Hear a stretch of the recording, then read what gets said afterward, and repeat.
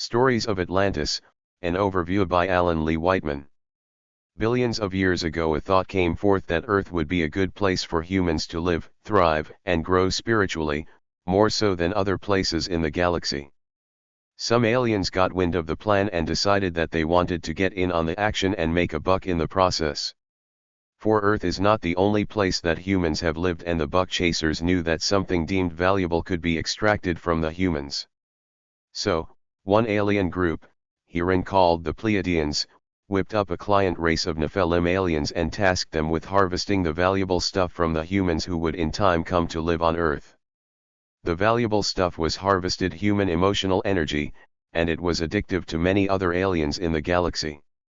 So, harvest human emotions for intergalactic sale and make some super big bucks by selling the stuff. That was the plan. The Pleiadians whipped up a race of Nephilim, humanoid-looking but reptilian to the core, on a planet already occupied by some other water creatures, more on them much later, and then sent the planet and its set of moons on an intergalactic invasion trip towards the sun that the developing Earth orbited. The trip in the cold dark space took a long time, and the Nephilim built themselves an underground living habitat and hunkered down for the ride, well, kind of. You see, it is cold and dark out in interstellar space, and the only real heat they had was the interior core of the planet. Earth has such a central core also. Problem is, for the Nephilim, interior core heat has a tendency to cool down over time, so the Nephilim had their problem: two choices. 1. Move their entire population out of and off of their travel planet to Earth, or 2. Stay inside the travel planet and freeze to death. Simple choice: migrate to Earth or freeze to death. Is this a difficult choice? Nah, the difficult part was getting the migration to happen, but, whoops, their travel planet was never near Earth. Their travel plans had a bit of, well, maybe miscalculation, and the travel planet, and don't forget the moons, got into a rather nasty too far out and highly elliptical orbit around the sun. Ah, bummer. But, all is not lost.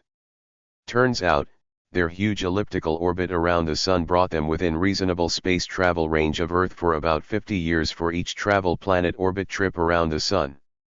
They got real busy working on replicating a habitat on Earth, again underground, and they had a trick up their sleeve: a transport machine set that operated reasonably well over a distance of 30,000 miles. One part had to be on planet and the other up in synchronous orbit. So, the Nephilim plan: 1. Get a place down on Earth for both the underground habitat and the on-planet part of the transport system, and 2. Get a docking station in synchronous orbit for the other part of the transport system. Well, duh, you guess it, the on-planet place eventually got called Atlantis, but marketing said no way, it gets called Atlantis. Well, this is an oversimplification and a fib at best, as the alien Nephilim do not speak English. Well, work went ahead anyway. An isolated island in a seemingly storm-protected sea between two land masses got picked as the on-planet place, and work on went for some time, until management got worried about slipping schedules and lapses in real progress. So, management, the so-called Anunnaki, decided to themselves whip up a permanent colony of long-lived superhumans living on the island. It was those people, who in time came to call themselves the Ka, gave a name to the place. Well, they did not call the island Kaland, but they had a word that they shared with regular humans who came to visit on and off. So, it was some visiting humans, with a bent towards naming things, that came up with a name for the island, something sounding like Atlantis. And, lo and behold, the name stuck. Funny, how that tends to happen, isn't it?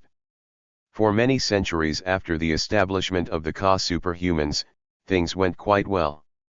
The underground habitats got expanded, several so-called cities were made underground, elsewhere you can see the places called nests, and a local regular human population began to thrive, well, depending on how you define thrive.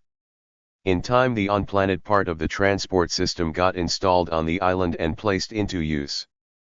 Problem is, or was, something kind of nasty got brought down to Earth and installed in a selected set of underground tunnels that just happened to be below several regular human population centers. And this is where the buck-making plans jumped into action. The nasty machines, in combination with DNA material incorporated into the regular humans, allowed the machines to harvest human emotional energy, and to package the stuff up in canisters. Canisters, like the Monsters Inc. comedy film Yellow Canisters, different stuff, essentially the same idea. Just in case you missed the film. Empty, loaded, filled. These are photos from the Monsters Inc. scare floor scene. A bit of story digression, the nasty machines were installed during the operating time of Atlantis and were regularly serviced up until the fall of the island. Filled canisters were shipped off-planet through the transport system, and were replaced by returned empty canisters. Kind of like the 5-gallon water bottles taken from the local H-E-B grocery store and empties returned for a next purchase refund. Harvesting human emotional energy was an uplift obligation of the Nephilim to their Pleiadian masters. This ran into problems with the fall of Atlantis, and the regular servicing of the nasty machines ceased, and then bad things started to happen, spoilage of product into toxic chaos and a bit of leaking. More on this later. Getting back to the Atlantis story, things on Atlantis with the Ka went well for quite some time. More habitat got created, lots of earth excavation and extraction, so where did the soil go? The Nephilim came and went while the Ka superhumans multiplied. Until they started experimenting with specialty life creation, the other side of nasty.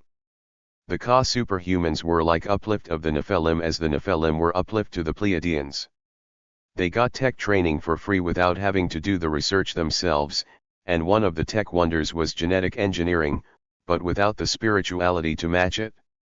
Here is a bit of story from one of my past friends. In the beginning there was God and all was well. Man became a toy. And he began to experiment with seed. Yes, that is the making of animals of their own design. To make the better animal was considered a God goal. Could one compete with God in the order of creation? There were many experiments, some fatal, some of value. None everlasting. Not too unlike the pilgrims you think of in that silly movie you saw last week. But that was the right idea. After a while the creation of animals became passé and of declining interest, and the creation of a man-self animal became the goal. The building of machines was not a goal, but a tool at best. To build the better mousetrap man, yes, that became the goal. This is the crux of the Atlantis story, the real underlying reason for the destruction. But the making of a better mousetrap man was not the operative reason for the destruction of the island and its inhabitants. My stories of Atlantis are all about a much expanded detail of the above summary, delving into Nephilim Ka relationships, the so-called dance, intergalactic trading practices, politics, lust for power and control, outright fear, and ultimately asking the question: what does God or Source really want in all of this parade of life? I really do hope you all enjoy my stories. It is one of my life purposes to tell it.